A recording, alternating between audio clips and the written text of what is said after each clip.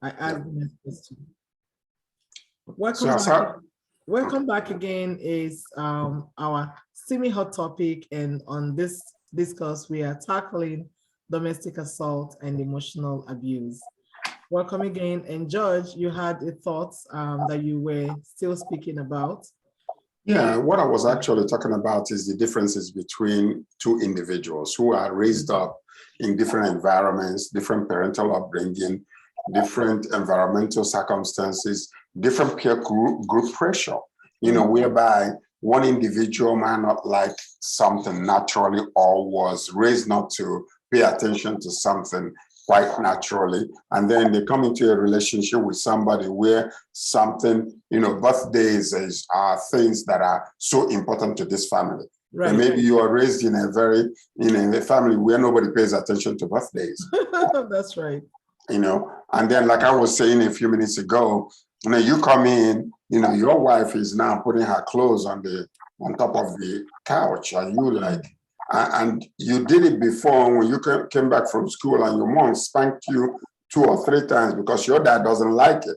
And then you grew up now, you have to put your clothes together, put it in the hamper if you have to wash it, or hang it up if you have to wear it again. So those are the little things. In relationships, what we talk about, we must understand complementary relationship does not mean similarity. Yeah. And that's where the problem comes in. Yeah. If we recognize our differences, and then each person, the person who is good in one area specializes in that area, and the other party recognizes and respects that, vice versa, then you will see a harmonious relationship. Right. But what you see most of the time is, Chaos. I don't like to wash dishes. Never washed dishes in my life. They did not allow me to come into the kitchen as a child. Now all of a sudden, I come into a wife who loves to keep the dishes clean. And the father who used to wash dishes, and all of a sudden I'm expected to do so, and I'm not doing it, and it becomes a problem. So now, if you know where your strength is, because if you are two people coming together, most of the time it's they're meant to be together. Where someone is weak, the other one will be strong, and vice versa. So we need to recognize that in short. Wow, thank you so much, George. You're actually that's a very important point to note. But I actually think that you're saying it in a different canvas. But anyways, we're gonna move forward. How can we help each other to prevent and or manage a potential hazard, Toby, with regards to, of course, domestic assault? To add to what George just said, I think he touched on what I would have suggested, but just to expand on that a little bit more, I think everybody needs to understand what the marriage is and spend time together before you go into a union. I mean, before you even start, I don't know how people get together these days, but if you see someone you like, certain things have to attract you, apart from the facial attraction. Oh, she's beautiful. Oh, he's good looking, he's handsome, he's tall, he's 6 feet tall, all of that, fine, good. But after that, certain things have to let you continue. Those ones only last you a few moments. It will last the physical attraction, you mean? Physical attraction part is going to be for a lifetime, but the reality of it should sink into you if you want to continue in such relationships to the point where you will stay together, either as friends or as partners or as husband and wife or as whatever union you want to come into. So understand, date that person, see if it's something you want to do or not. When you date and live with each other, that's when you will notice that this guy does not like to put white clothes beside green ones. Beside black. He likes to be very organized. Right. If you date them, that's when you will know it doesn't like his toothpaste to come from behind. It likes to press whatever he wants, those little things. Because if you ask all these people what started the fights, how did you get to the point where you were punching each other and shooting each other? If you ask them how it started, usually more often than other cases, it's some irrelevant topics. Yeah. Or, you know, that's how it started. So you are dated well enough in the real sense of it, know each other, apart from the let's go out and eat part. If that's all you do and you're ready to get married, that's how there'll be a problem, you know. So know who you want to, you know, you want to roll with. Yeah. I'm not talking about marriage alone. I'm talking about friendship, relationships, you know exactly who that person is before you commit to some deep, you know, getting together, because that will help us a lot. That's how to know what problems each have. And I don't want to use the word problems. I'll take that back, because these are not really problems. It's just the individual. It's how that person is. That same person in another person's world might not exhibit those talents, those attributes, you know. So it's just that you guys are not compatible, and there's no problem. Go ahead, move it, you know. If it's not going to work, instead of going somewhere where you would now kill each other and box each other and have to lie in the office, oh, what happened to your eye? Oh, I slipped and fell and whatnot, you know. Instead of getting into such unions, keep it moving. I am not, that's another topic for the day. I am not one of those who, when you get married, now that's another topic, like I said, but when you decide to go ahead and get married, contrary to what everybody is saying, like, oh, go get divorced. Of course, when you are in a toxic relationship, of course, go ahead and leave. Jump out at the slightest opportunity you get and save your life. But that is not to encourage everybody that is in a marriage to just get out, because at the slightest provocation, not toxic relationships now, because there will be issues, whether you like it or not. In friendship, in marriages, it will never be perfect 100%. So I smiled at you. Oh, why are you smiling like that? In fact, I'm done. I'm going. No, let's not mix that up with CDT in relationships. When a man is violent, yes. When a man lifts his hand up and beats you up, oh yes. You know, when issues happen and he doesn't care, he's not committed, he's not taking his responsibilities as a man, he's not taking care of his family. You know, there are so many. There's a whole book on what a man should be there in my own head, you know. Yeah. That makes a woman think this is not a real man. This is not what I want for myself. So when things come up, yeah, pick up your bag and leave. But not that, you know, you guys you have kids, you have plans, you have dreams together. And because, he went to work and came back late one day, and it's not like he did anything wrong. He doesn't wash the plates when he was supposed to, you know, minor, meager things. And because of that, I think I'm getting out. So we should be cautious also when advising people to leave. Leave when, you know, you're not happy. You know, that's another reason. You're not happy. It's not happy. Yeah, if you're not happy about it, why are you in there? You know, but I am not one of those who will support. Like, there will never be a home, and the home is an important part in our society and our lives. Yeah, in the continuity of sanity and the environment. You know, so just want to put that out there. Okay, I mean, in addition to what you just to all the things that you said, I would also add that it's important, before you end anything of a worthy nature such as marriage, go for some counseling, do some retreats, you know, do some couples retreat, do some counseling. People tend to be too, would I say, overly agitated and overly, how do I put it?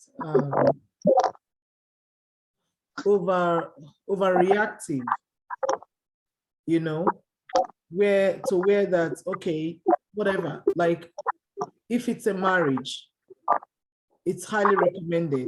Go for counseling, do some therapy if you have to, you know, try to work on things before you end things.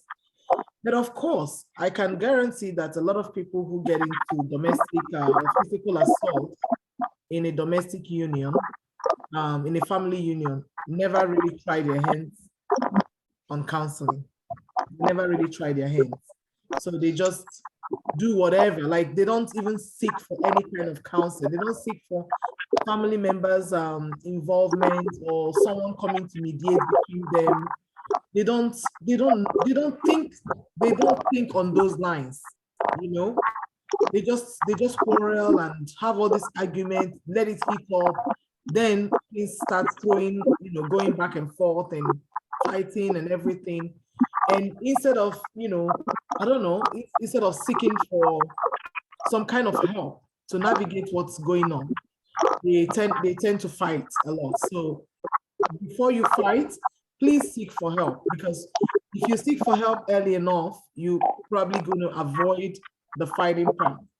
And the fighting is what we are talking about. That's what we are addressing. But we know that's like the resultant effect of not working on things or not talking about things, sweeping things under the carpet, getting extremely curious, having like a pent-up aggression, pent-up anger, pent-up frustration, and then one little trigger, boom, everything starts flying, including your hands.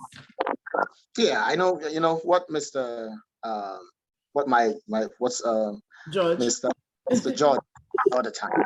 I want to go back on it, and it's very important. He said we're two different animals, the males and the females, and there is no truth that is so far away from that. It's just the truth. The way a man is programmed is different from the way a woman is programmed, whether we like that fact or not. I know a lot of people who say, no, what a woman can do, a man can do better, and vice versa. I'm not arguing that. That's not what I'm saying. But we're two different animals. The way we reason, the way we walk, the way our emotions are poured out, the way we interact, the way we approach things, is different. We have different strategies, and one can lean in and out at each point, but we probably would resolve the issues at first instance differently. And that brings us to that issue that we're discussing. Yeah. What a man wants in a marriage is different from a union.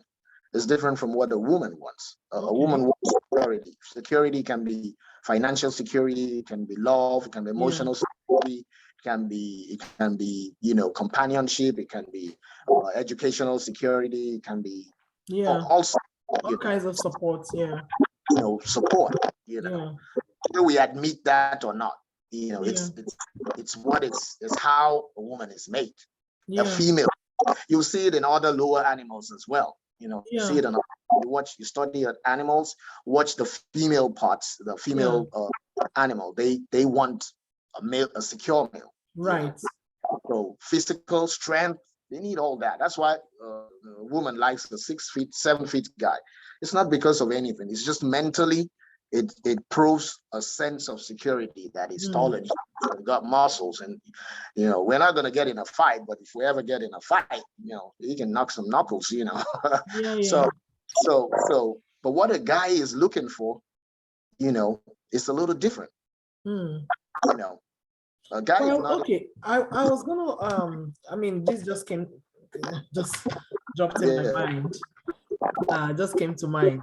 So we have to admit that in some relationships, and I mean in terms of serious conjugal relationships, cheating does play a huge role in disputes.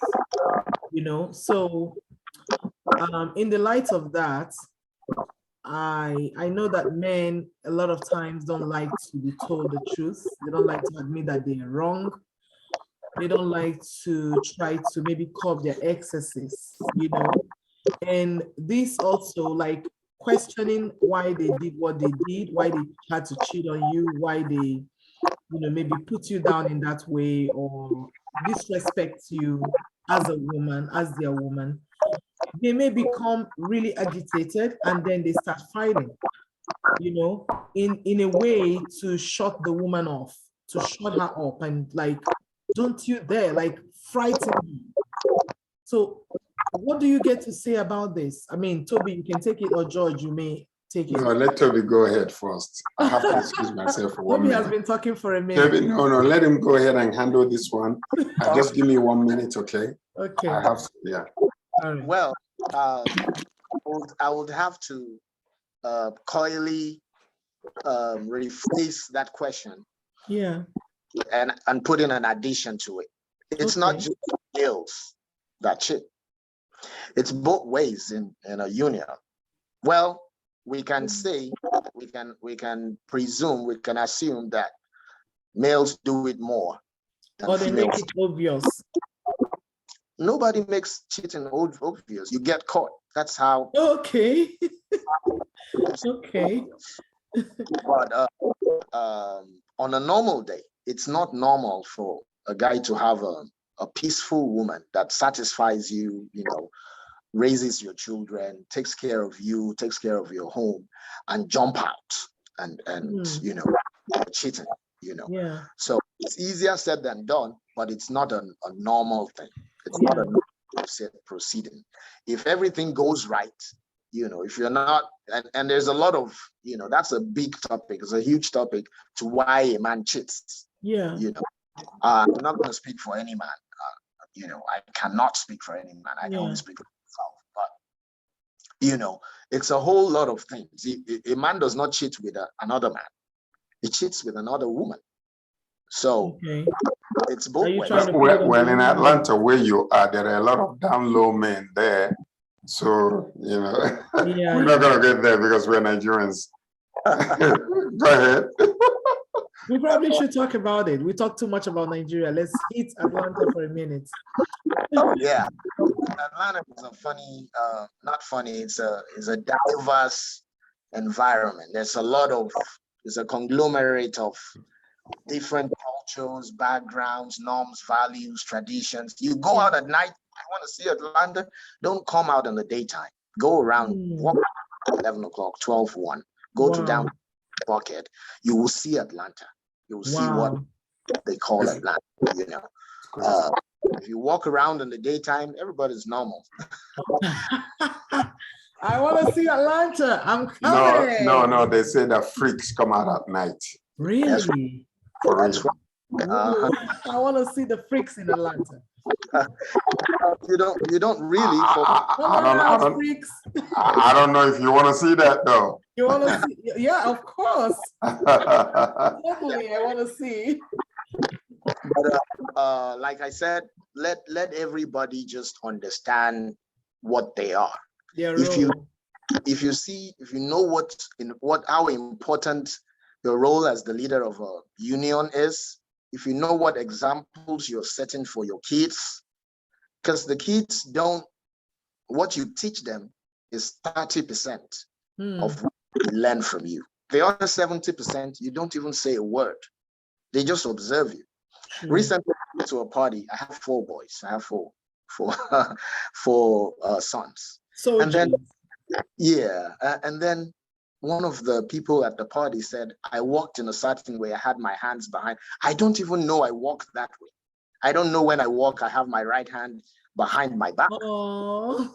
And he did the same thing. So the woman pointed it out and said, look at your son. You just walked to the, you know, cheering people up. And he did. I said, wow. They learn everything you do.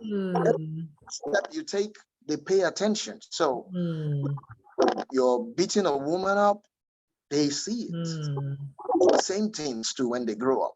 If you're going around cheating and flaunting and whatever you know, the bad ones. So if a man understands how important his role is, a woman understands how important their role is, they will fight. I'm not going to talk about that. They will have arguments about, why did you waste that money? Oh, we were supposed to save this amount this year. How did, you know, issues will come. That's how, there's no how your marriage will be so perfect and then you will not have issues. Let me give you an example of who will have imagined, oh, because they have all the money in the world, Jay-Z and Beyonce, they will not fight, right? You know how many times they've had issues? They were almost going to get divorced. So it's not money. It's not money that will solve the issues you have in marriages. They're both combined, they're billionaires, right? You would think, oh, all the money in the world will resolve that, but they didn't. The money didn't resolve it. So what will do? Pastors have problems. We think, oh, if you're holy, And if you're a man of God and you do all the good things right, you will not have issues. Pastors have issues in their unions. So that doesn't solve it. So what solves it? It's just you. It's the individuals in this union, the parties involved. Let them understand their roles and try. It's not perfect, but try. Make efforts every day. But it's not just pastors. You should say leaders, religious leaders, Yes, religious leaders of all denominations and all congregations. Yeah. Absolutely. Let them, everybody, if it was because of their spirituality or their religious positions, they would have been able to have perfect unions. But obviously it is not. So let everybody do what is expected of them. Try to do it. Show some respect to your husband. Make compliments, make efforts. When you are wrong, admit that you're wrong. That's another thing. And I'll say that most Africans, especially if you were raised back home, we didn't see our dads apologizing. True. So it's hard for an African man to say, "Oh, I'm sorry." It's as simple as that. I'm sorry. And say it the way it is. Your mic is off, Amaka. Oh, sorry about that. So, George, what do you got to say? It takes a real man to say that I'm sorry, though. It's what? Go right ahead. It takes a real man to say I am sorry. Right. And a real man. I'm sorry also has different forms. You can say I am sorry. And that's it. That doesn't say it. Like you said, a real man will say it the right way. I'm sorry for cutting you, Mr. George. It's okay. George, you want to take over from here? Yeah, so we're talking in terms of how cheating can play a role in domestic assault, because then that brings a lot of emotions out and they can get intense. Cheating comes in different forms. You can have an emotional cheating. You can have also sexual, physical cheating. George, with the smooth talking. Yes, man. It's true, because not only that, what we understand is that there are things that will lead to a man or a woman cheating in a relationship. Number one is we see, like what we said before, a man needs respect and a woman needs security. But what you see most of the time, you see where a woman is making more money than the man. And we see that, we see that predominantly happening among the healthcare workers in the US. We see, especially with Igbo men, whereby you see a lot of, Igbo men, traditional Igbo men, just almost like abusing their wives to the point of killing them. I've seen the statistics, it's alarming, it's crazy. Now, when we talk about respect and mutual respect, there is something that a woman needs and there's something that a man needs, quite naturally. So when you see, like, even in the Bible, it talks about some women that are very industrious. They've done some, they are very industrious to the point that they provide for the family. Now, in the old days, men usually don't go to farm. Yeah, they will marry several wives and they have several kids who will do the farming for them, and they will take care of the family as a whole. So what we see these days is that there are some things that are happening. If a man, for instance, is not, just viable in providing for the family, but the woman is, it is up to that man to understand that there is a role shifting taking place. You don't expect this woman to go to work for 12 solid hours and she comes back home to cook for the kids, to bathe the kids, read to the kids and put them to bed. If the woman comes back home and sees this man taking part of that role as a partner, because they appreciate you being out there, that woman will be more than willing to say, honey, I know I'm tired tonight, but I thank you for what you've done. Now sexual intercourse will take place. Because men are more physical when it comes to sexual intercourse. Okay. Women are more emotional when it comes to it is joined together to them. To them, it's not just a physical thing. Yeah. So a man can just get mad at you, you fight with them now, and everything is just not going well, and they come back, they're ready to go to bed with you. Yeah. But a woman is not ready.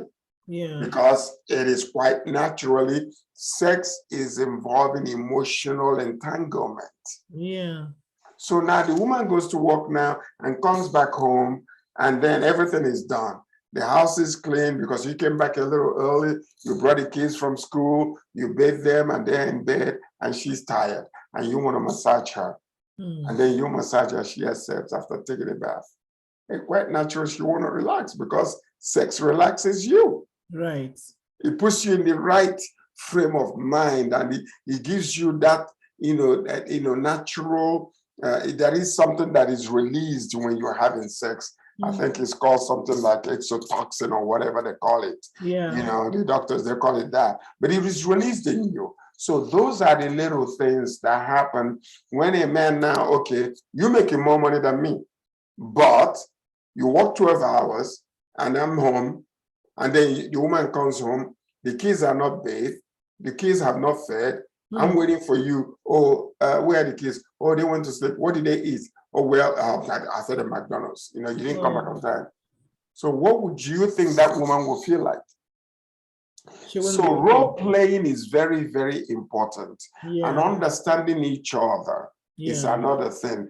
Being able to compromise and improvise and make sure that you give her the what I will call that area of importance, where she is carrying a load, where she's not really well. These days, though, women feel like they have to. So, but if she's carrying more load than you have to take part of the other part. So that's what it is. And a lot of people cheat because when a woman is emotionally, disconnected from the man, something happens. I am tired. I've worked all day. I'm not feeling well. Listen, I just can't do it. I don't feel like it. Okay, so now what happens is, my question to both of you is, if a man is being deprived of that and goes out and cheats, who do you blame? I don't blame Where the man is doing everything he's supposed to. Hold tight, Amaka, hold tight. This is a hot topic. It is. It's a hot topic.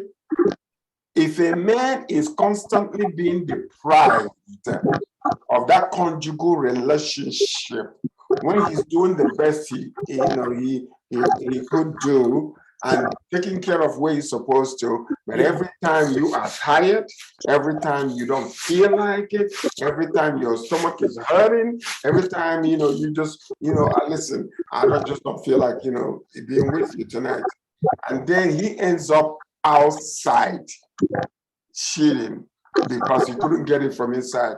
Who do we blame on this? Well, if it's repeated, the woman. I think he has answered it. If it's, I mean, when it's repeated, because you said constantly, repeatedly, so that's, I can understand. And again, I'm still not going to put it on the woman per se, but I will say she pushed him away. The only thing is, we have to learn to take responsibility for our actions. If you cheated, you cheated. Put it on yourself. Don't put it on the other person. There are, yes, things that made you to step out. But again, that doesn't justify the fact that you stepped out. Like, you can try to model up that idea in your mind and make you feel comfortable. At the end of the day, you have to take responsibility, because guess what? If you were out there and you're not careful, two things are at stake. You can pick up a disease, an infection, or you can pick up a child. So when you do pick up a child, you're not going to put it on the woman, because that child is your blood, your flesh, and your last name. And again, your paycheck, because you have to take care of your child, right? And that child may also be a major problem for your family that you have already set up.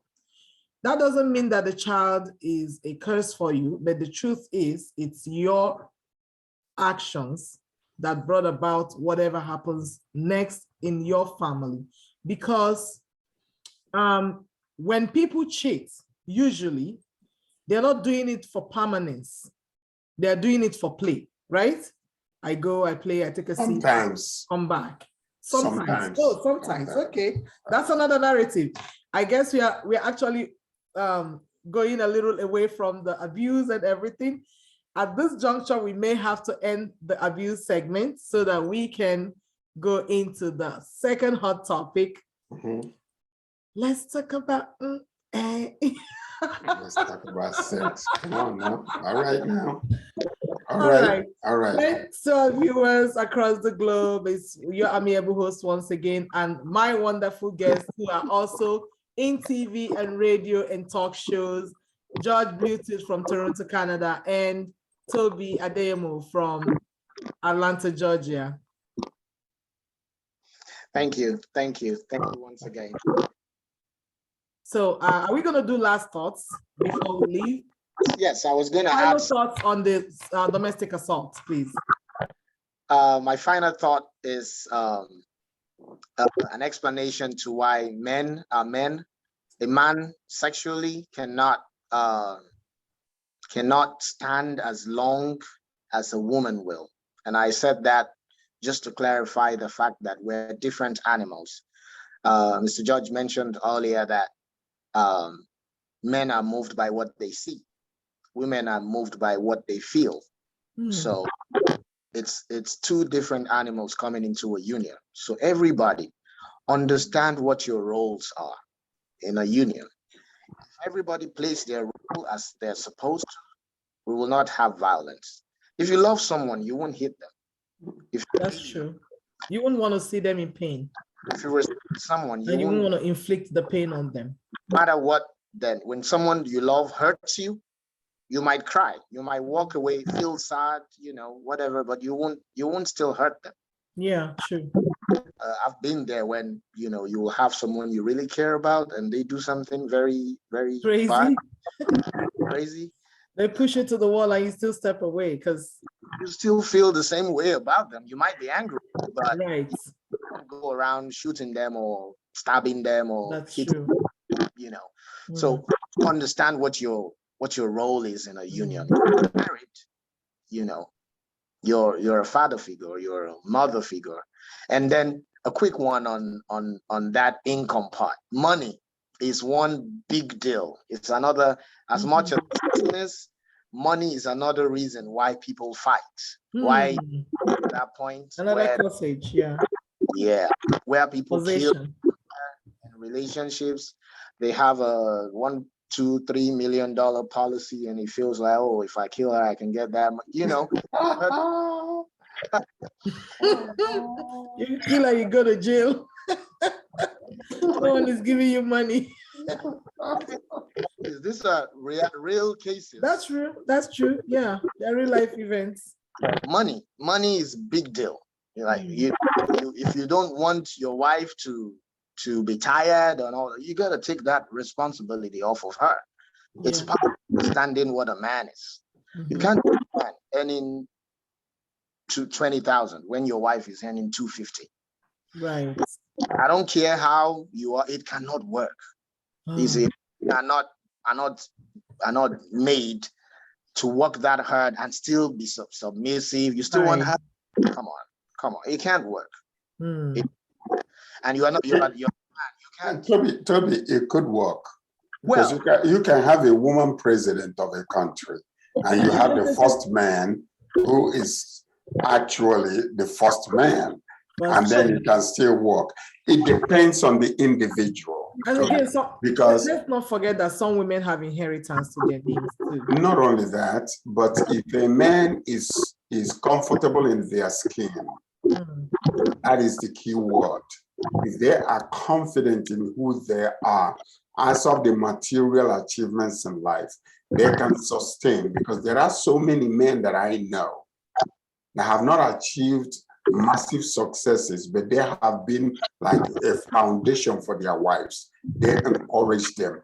They are the ones that are just, like fueling them, and they see the wife that, she's a go-getter, and they support them. And the woman respects the husband because they know without him, I will not have gotten to where I am.